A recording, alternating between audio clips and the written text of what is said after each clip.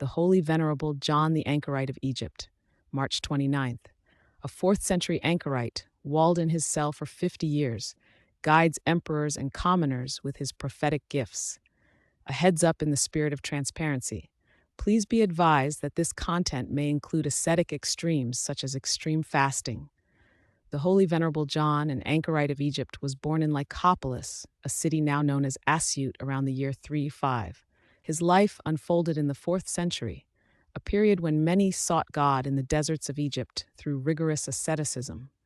From his youth, John was trained as a carpenter, learning a trade that required precision and diligence.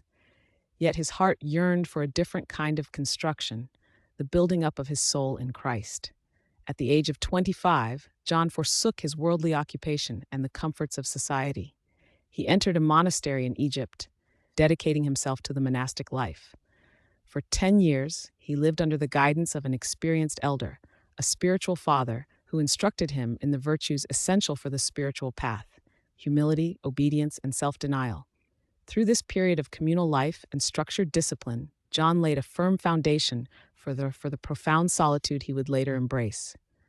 A desire for deeper communion with God led John to seek a life of complete seclusion. He journeyed to the Thebaid desert, finding a remote place atop a high mountain. There, he discovered a cave and within it constructed a small cell. He then had himself walled inside this enclosure, committing to never leave it. For 50 years, St. John remained within these walls, dedicating his entire being to unceasing prayer and fasting. His connection to the outside world was limited to a small window, through which he received a meager supply of bread and water. He saw no one face to face during this half-century of enclosure, and to guard against temptation, would not converse with women. Through his extreme asceticism and unwavering devotion, God bestowed upon St. John remarkable spiritual gifts. He was granted the grace of clairvoyance, enabling him to perceive the inner spiritual state of those who approached him. Furthermore, the gift of prophecy was given to him, allowing him to foresee future events. The fame of these gifts spread throughout the Roman Empire.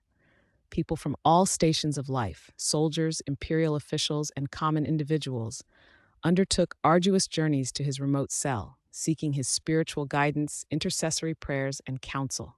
The most prominent account of his prophetic gift involves the pious Emperor Theodosius the Great, who reigned from 379 to 3395.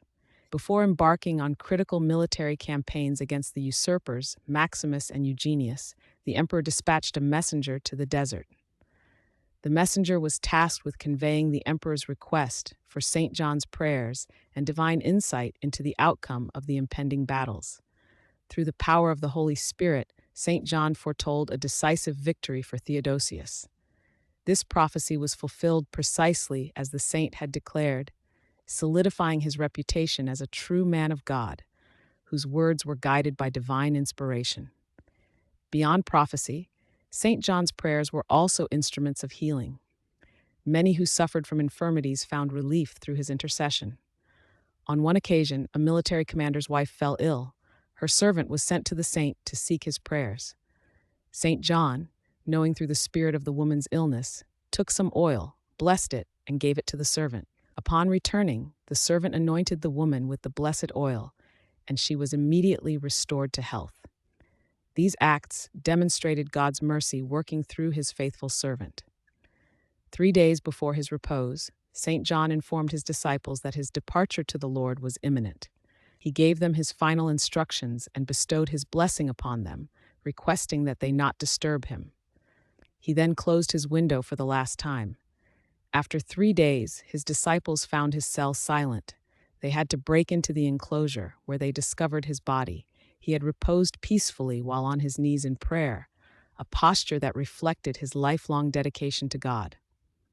St. John the Anchorite departed to the Lord at the age of 90 in the year 395, leaving behind a legacy of profound asceticism, spiritual wisdom, and unwavering faith, honored by the Church on March 29th.